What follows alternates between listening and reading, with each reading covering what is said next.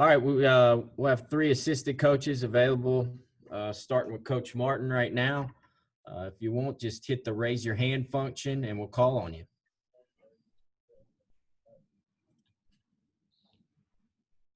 We'll start with David Ubben. Hey, T, real quick, what have you seen out of your freshman receivers, and have any of those guys stood out in your mind? Yes, the first thing I would say is speed. That was something that we wanted to address in last year's recruiting class. We wanted to replace the size that we lost, with Juwan and Quez as starters, but also upgrade in the speed department. We want to push the ball down the field vertically. We want to create matchup mismatches on offense, and you can't do it without speed. And so the addition of Velus Jones, transfer from USC, someone who I was familiar with, who's a 4-3 waking up in the morning. Jalen Hyatt, having the addition of Jimmy Holiday, Jimmy Callaway, those guys can absolutely run. And so we're moving guys around. The one thing that I've been noticing about them, if you just had to sum it up in one word, is that they can run. We'll go to Trey Wallace, followed by Blake Topmeyer. T, what have you seen out of Velus Jones transferring in from Southern Cal? Somebody that you were familiar with for a long time now. How's he been able to adapt to what Jim Chaney's doing, what you guys are doing with the offense, and do you see him being a threat as well in the kickoff return game? Definitely will be a threat in the kick return game, both as a kick returner, kickoff returner, and a punt returner. But the one thing that you can't replace when guys transfer, you can't underestimate, is experience. And even though he's new to our system, he's played college football at a major level. And he's played in some big moments and been called on in some big moments. So he's new, just like the freshmen are, the true freshmen are. But the one thing that he has a leg up is that he's been in college football for a few years. He's a veteran. And so he's able to plug and play at different positions without panicking because he's been there before. So I like what he's doing. Again, he's playing outside, he's playing inside. We're doing things very creative with him, motions and putting him in the backfield. That's how he was used at SC when I was there as the coordinator. Not familiar with what they did with him last year, but we know what kind of talent he is, and certainly a guy that we want to get the ball to. Real quick, make sure if everybody could please mute your mic after you ask a question, and also anybody else, please mute your mic. We'll go to Blake. Hey, T, with Josh Palmer, where does he need to continue to develop and grow as he maybe steps into an even bigger role this season? And then also with Ramel Keyton, what growth have you seen from him going from freshman to sophomore?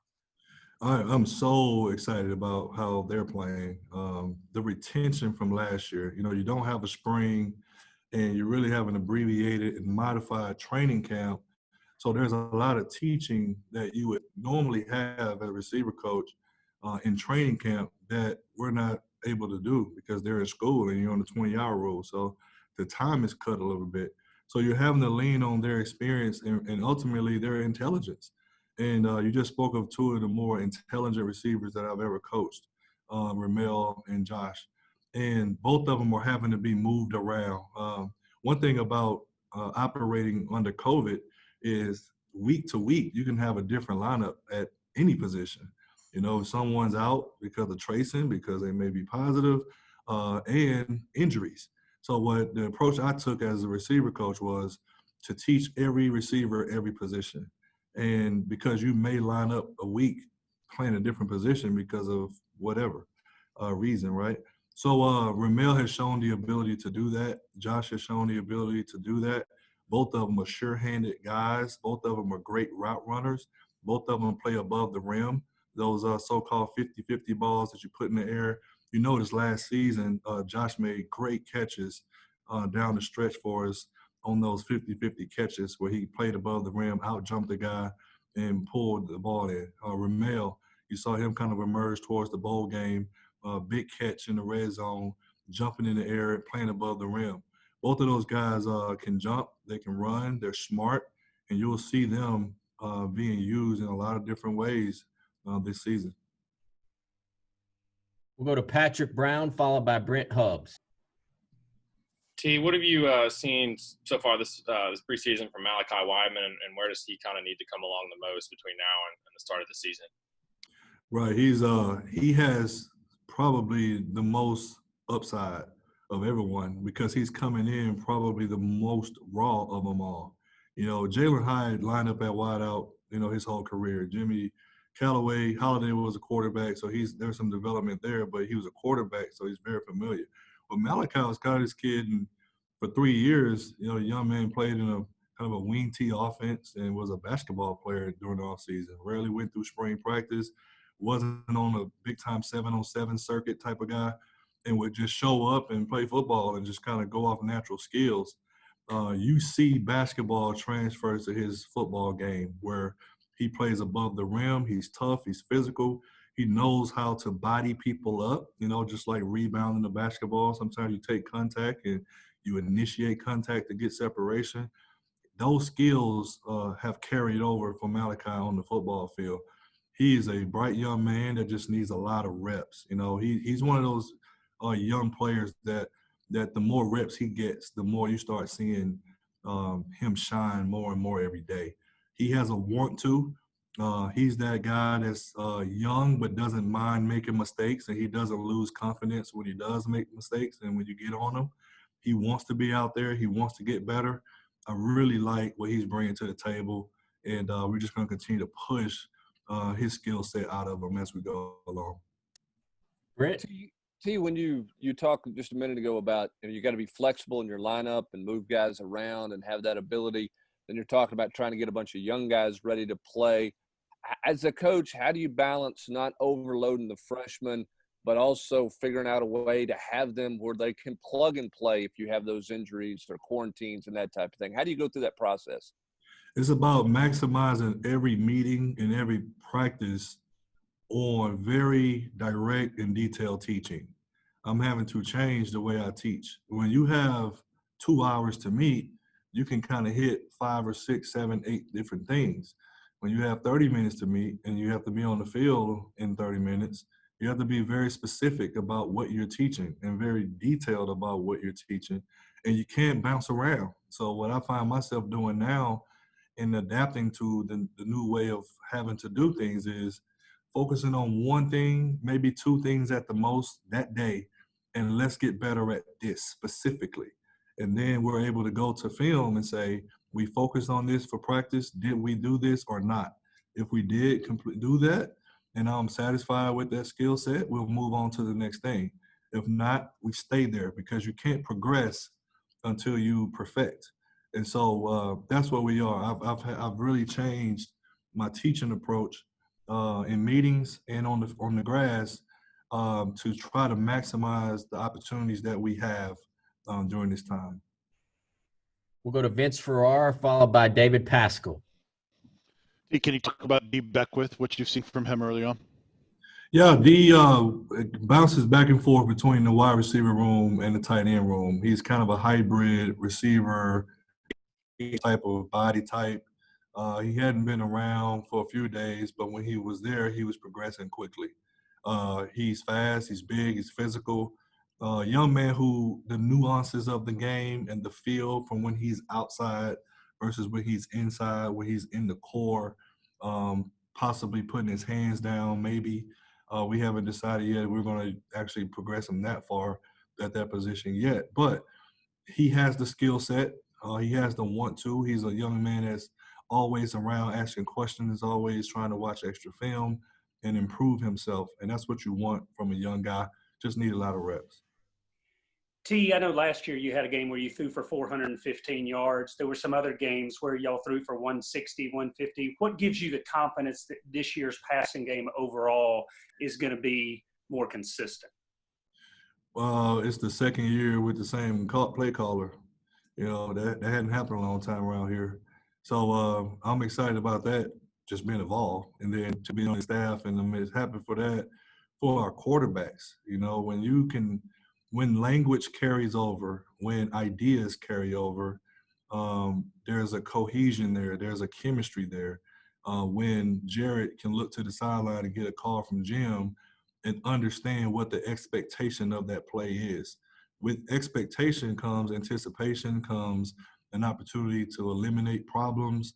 And when you do have problems, an opportunity to minimize the destruction on the whole offense. And so you had to kind of feel and see early in the season. And then once we kind of say, okay, this is what we are comfortable with doing, this is what we do very well, we kind of stuck to that second half of the season. Going into the spring, that was the idea. Now we're in training camp with new faces, new bodies in there at different positions. But the one position that has been consistent in two places is the quarterback and the coordinator. And so I think just having a second year of being comfortable with the play calls, the expectation of the plays, the familiarity of the plays is going to help us overall from that position, and it's going to trickle down through my room. I know in my room we're a lot more comfortable with language, with expectation, and why are we doing what we're doing? Why are we calling this on 3rd and 3? I know there's a corner route, but are we really trying to throw that? So long story short, familiarity, comfort level, and understanding what we're trying to do, I think is the benefit in that. We'll go to Jordan Kramer, followed by Rob Lewis. T, you've had a fair amount of turnover in your wide receivers room this year. How would you kind of assess the early chemistry between the quarterbacks and the wide receivers in camp? It's been about as good as you can expect. Obviously these young men went in their separate ways after spring, and we're in different cities. We slowly started to get them back at limited opportunities. And I think that you couldn't ask for a better chemistry with the situation. And I think Jarrett is very direct about what he likes and what he wants, how he wants routes to be ran. He has Ramel and Josh and Cedric Tillman, guys that he's played with, a few years, and they know him, that he knows their body language. There's certain things that you pick up on as a quarterback, how a guy sinks his hips, how a guy gives you what we call indicators of when he's coming out of a route, things of that nature. He's filling that out with the younger guys, but he anticipates a lot better with our veteran receivers because they've had more time together. And that's where we're trying to bridge the gap between the reps that were lost with not having a spring and a very limited offseason, and trying to put that all together and go and play a game here in a few weeks. So it's a great question, and that's what we're trying to do. We're just trying to get them as many reps as they can to build that trust, if you will, between quarterback and wide receiver. Rob? Coach, with 4 freshman wide receivers, and you touched on it a little bit ago, but do you try to teach them all 3 positions at once? Do you try to build them a little package so they get on the field quicker, or is it individualized? How do you go about coaching those young guys? Yeah, I put them in the hardest situation first, and that's playing inside. Playing inside is the hardest receiver position that you can play because there's so much action there. You see people crossing your face on blitzes. You see backers, safeties, nickel backs. It's a lot of things that happen inside. So I've placed all of them inside when they first got here. And that adjustment to move outside becomes clearer. It's a bigger field out there. There's more grass. You can see and anticipate coverage and disguises, things of that nature. So that's what I did. That was my approach, is to make it as hard as possible early and then start to put them in the positions that feel more comfortable to them. And they've all responded well. And you look at Jalen Hyatt and Jimmy Callaway and those guys, they were natural slot receivers anyway. And so when they got the opportunity to move outside, they really liked that. But that's what I did. My approach was to put them in the toughest position early, let them sink first, and then teach them how to swim and get out of it.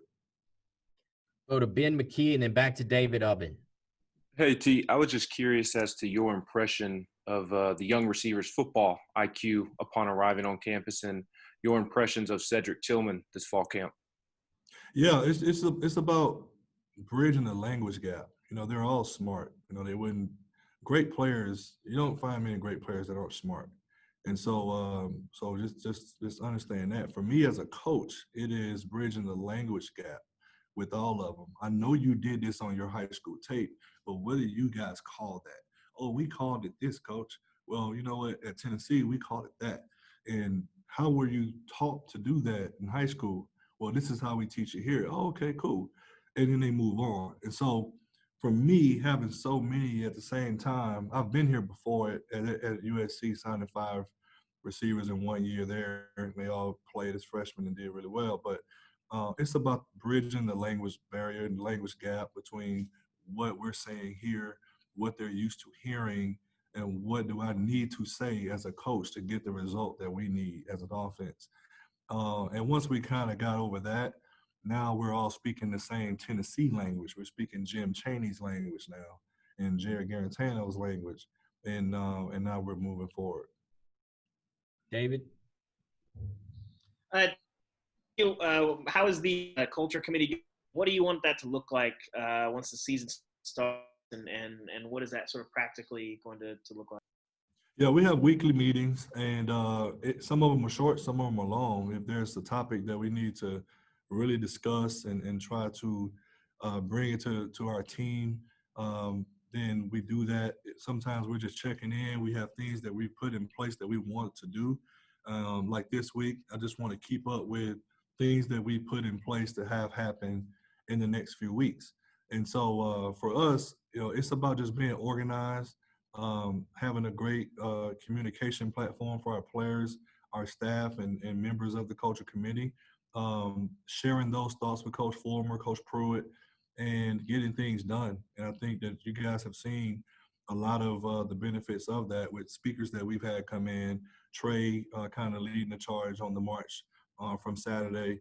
I think these young people are doing a really good job of getting their thoughts to the forefront, speaking their minds, and not only just doing that, but putting those thoughts and those things and feelings into action. It's all about action, and this is something that we don't want to forget about when football season starts. So we'll continue our meetings, and Coach Pruitt and Coach Fulmer have been very supportive of their ideas, wants, and needs, and we've acted upon just about everything the players have wanted to do.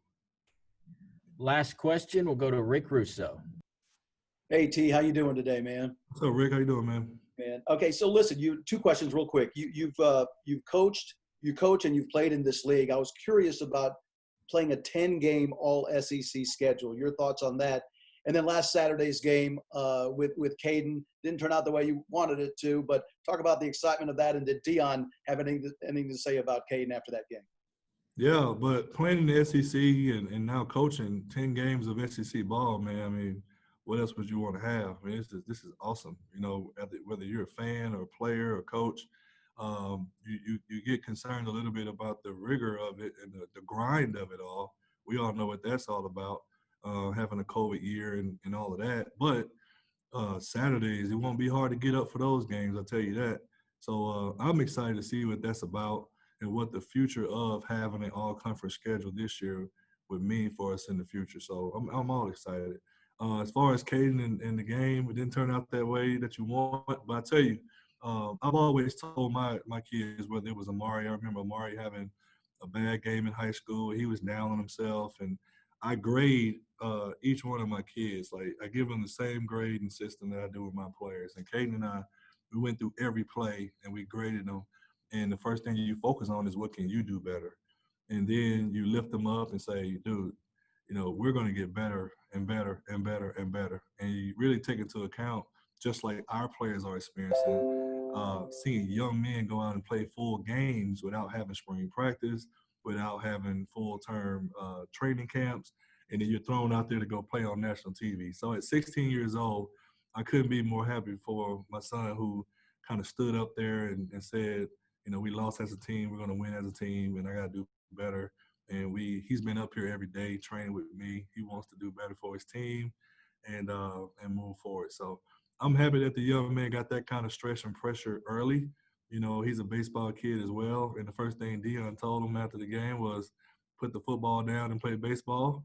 And I was kind of like, But no, he's doing a good job managing both sports.